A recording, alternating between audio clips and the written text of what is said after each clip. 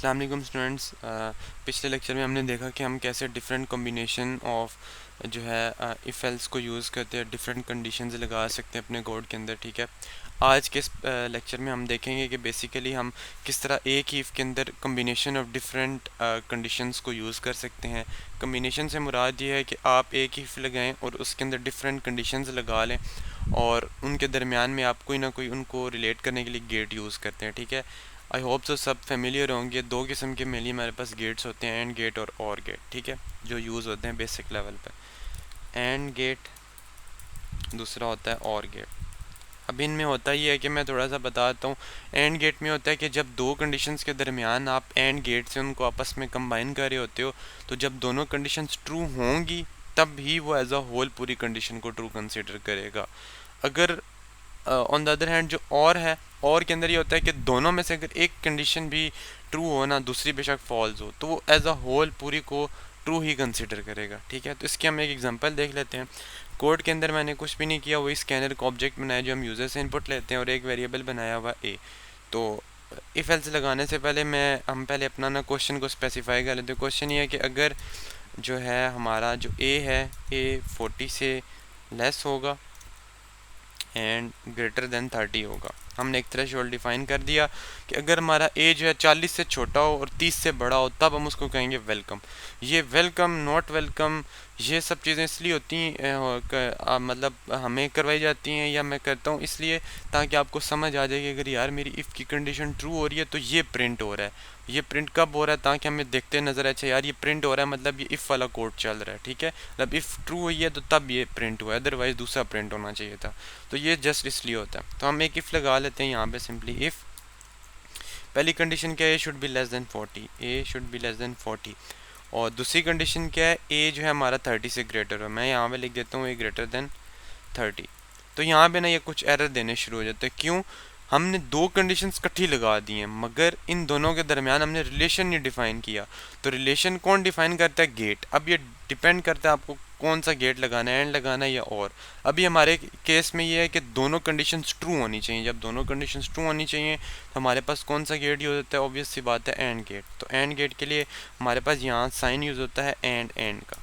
ठीक है, अब ये दोनों ना, ये एंड ने क्या किया, इन दोनों कंडीशंस को आपस में मर्ज कर दिया, इनका आपस में कम्बिनेशन बना दिए। अब ये है कि जब यूज़र जो भी नंबर एंटर करेगा ना, वो इस कंडीशन को भी चेक करेगा, इसको भी चेक करेगा। अगर दोनों कंडीशंस ट्रू होंगी तो ये इफ़ वाला ये जो कोड है यहाँ पे, ये कोड चलेगा। अगर एक भी कंडीशन ट्रू है और दूसरी फॉल्स है तो ये क्या करेगा, सिंपली एल्स में चला जाएगा। ठीक है, एंड के अंदर ये होता है। हम सिंपली यहाँ पे कर लेते हैं प्रिंट, ताकि इसको रन करके भी देख लें। वेलकम। ठीक है, और एल्स से मैं सिंपली क्या करता हूँ, इसी को कॉपी करता हूँ और यहाँ पे लाके मैं इसको पेस्ट कर देता हूँ। मैं लिखता हूँ नॉट वेलकम। मैं इसको रन करता हूँ। अब वो कह रहा है एंटर वैल्यू ऑफ ए। तो ऐसी कोई वैल्यू देते हैं जो 40 से छोटी हो और 30 से बड़ी हो। तो ऐसी वैल्यू लेट्स सपोज 34 है, क्योंकि ये 30 से बड़ी है और 40 से छोटी है। ठीक है, मैं अब इसको एंटर करता हूँ। वो कह रहा है वेलकम, इफ़ की कंडीशन चल गई है। क्यों? क्योंकि दोनों हमारे जो थ्रेशोल्ड से दोनों को ये ट्रू, मतलब उन दोनों को ये सही से उनके ऊपर चल रहा था, तो हमारा ये ठीक हो गया। ठीक है, अब मैं इसको एक वैल्यू देता हूँ, लेट सपोज 20। अब अगर आप 20 को देखें इस कंडीशन के अकॉर्डिंगली, पहली कंडीशन तो ट्रू है क्योंकि 20 जो है 40 से छोटा है, गुड है, कोई मसला नहीं है। आगे जब हम आते हैं ए शुड बी ग्रेटर देन 30, तो यहाँ पे 20 ग्रेटर देन 30 नहीं हो सकता, क्योंकि 20 जो है 30 से छोटा होता है। तो ये कंडीशन यहाँ पे फॉल्स होगी। पहली वाली ट्रू थी मगर सेकंड वाली फॉल्स थी, तो बीच में क्या लगा हुआ था, एंड गेट। एंड गेट की क्या हमारे पास लॉजिक होती है, दोनों कंडीशंस का ट्रू होना लाजमी होता है। अब जब मैं इसको एंटर करता हूँ, वो कहता है नॉट वेलकम। क्यों नॉट वेलकम क्यों प्रिंट किया? क्योंकि वो एल्स में गया। क्यों एल्स में गया है? क्योंकि पहली कंडीशन तो ट्रू थी मगर दूसरी कंडीशन यहाँ पे हमारे पास फॉल्स हो गई है। तो ये था हमारे पास एंड गेट।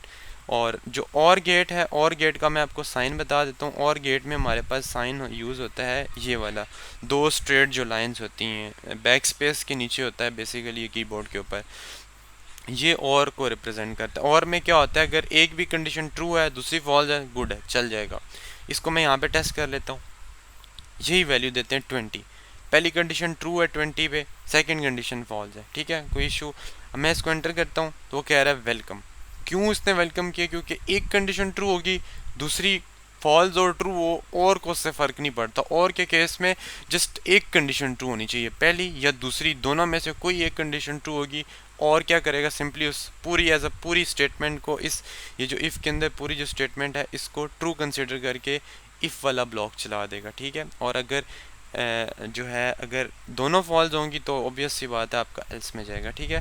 तो ये हमारे पास गेट्स थे इफ़ एल्स को इम्प्लीमेंट करने का एक और तरीका, मतलब आप कंडीशंस के दरमियान रिलेशन बना के डिफरेंट कम्बिनेशन ऑफ जो है कंडीशंस बनाना चाहें तो आप इस तरह से भी कर सकते हैं। तो आप ये दो हैं तो आप यहाँ पे आगे एक और एंड गेट लगा के एक और कंडीशन भी लगा सकते हैं, maybe A should be greater than 50।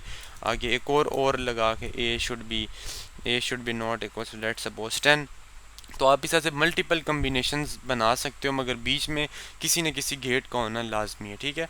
तो इस तरह से जो है ना आपके पास ये गेट्स काम करते हैं, ठीक है। सिंपल सा था, आई होप सो आपको समझ आ गया होगा। अगर आपको कोई इसमें क्यूरी हो या कोई चीज़ समझ आई हो या कोई इशू हो तो आप मुझसे पूछ सकते हैं, ठीक है। Thank you.